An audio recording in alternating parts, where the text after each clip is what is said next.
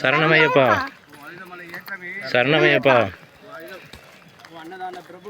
சரணமையப்பா ஆபத்தில் காப்பவனே சரணமையப்பா ஆதிசக்தி மகனே சரணமையப்பா ஓம் மாரியங்காவ ஐயாவே சரணமையப்பா ஓம் ஆறுமுக சோதரனே சரணமையப்பா. சாமி யாரும் மேக்ஸிமம் புல்மேடு பாதையை வந்து பிளான் பண்ணாதீங்க.